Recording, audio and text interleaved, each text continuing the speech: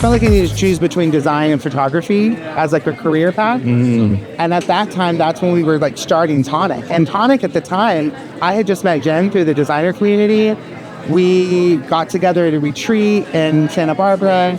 We hadn't, we kind of followed each other through like Facebook. That was kind of when everyone was meeting. I was on Facebook. And I remember being like, I don't know, let's just make something together. Let's design a couple of templates. And it became a brand from there. But at the time I was like, I don't know, maybe I still want to be a photographer. Maybe I want to keep doing custom design. Maybe, I don't know anything about template design, but we just saw a hole in the market of like really cool custom stuff. Everything was feeling very standard and kind of basic. And we're like, what if we did this cool stuff that we're doing custom work for and pushed it a little further? When did you decide? What was the moment when you're like, oh, I'm a designer? And what is that? Yeah. What has that been like? I think it was when I think it's when I had to like put together like a proposal and like somebody wanted to pay me to do it. And I was like, oh wait, I need to be a designer then. Like I can't just, like it was a friend of mine, but I still was like, what am I going to put on the invoice?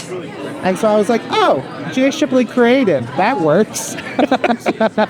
So now I'm a designer. I'm a photographer and a designer. Yeah. Whereas before I was like, I'm a photographer who wants to be a designer. I always, like I was the kid who had like, it was called Printmaster.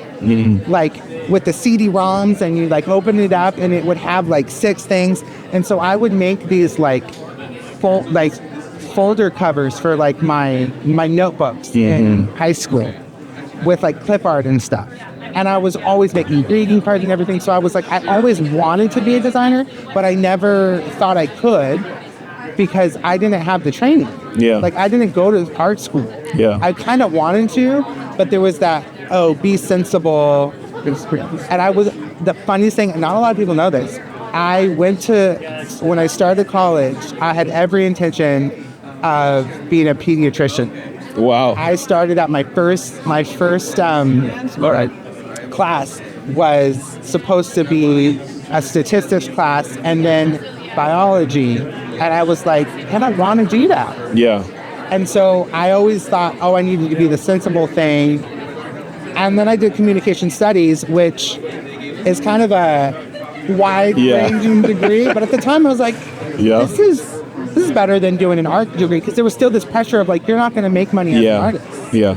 And that's when I started to see like, I can make money as a designer through website design. And that married really well with photography. And I was working with photographers because I understood photography and photographers needed and what they cared about with the work that they were like, especially on their website. Yeah. And so, and then all of a sudden, like my education with communication and marketing and math, like all of like mass media, that all started to come into play later. But I remember like that decision of like, I don't know if I have the guts just to be an artist. Yeah. And then or just a designer. And when I made that decision to do it, everything clicked in. That's interesting because I wonder, like, from just from a journey perspective, like I wonder, like based on what you said, like how you got to this point, how you would, and you've done this at the design experiences already, where like it's kind of like a fireside chat, and like, you know, Big Brother Jeff is like telling all these stories. I know, I've been there. It's the weirdest thing. I'm like, why are you gathered around? Right. Like why am I answering all these questions? Yes. But I think it's the thing that like people value. You now have created this crazy thriving business. Started where it's like, I guess I am a designer, to where it's like you're pretty bona fide now. It's like, this is what we do. We run this site shop, and like we create these assets that help people market their business and show up great online. Yeah. But as far as like thinking Big Brother Jeff to a bunch of these young designers who, again, they might be the same age, but the journey that they're on is like farther back. You're like 10, 15 years down the road now. And now you've got people who are like 2, 3, 5 and thinking about the same things that you've already gone through. And so, especially when it comes to like developing your brand, your voice, kind of making the decision to move forward in this direction, what were some of the like key lessons that you'd be like, yo, I wish somebody would have told me this at year 2 or year 5, and that would have like helped me skip some of these, you know, some of the things that maybe took me a while. You know, it's interesting. I came to this conference feeling like, who am I? What do I do? Am I a designer? Do I identify as a designer? And part of me does. But then part of me is like, I'm an entrepreneur. I've been doing operations of this company for as long as it existed. That's what I was focusing on. My primary role was not design. But I love design. I am a designer. I do design. I design a lot with Jen. I just like, we collaborate. It's like, and so I think one of the things that I was reminded of too about some of the speakers that we're listening to here, and even just the conversation among a lot of creatives, is that they're multifaceted, and being that multi-hyphenate is very common.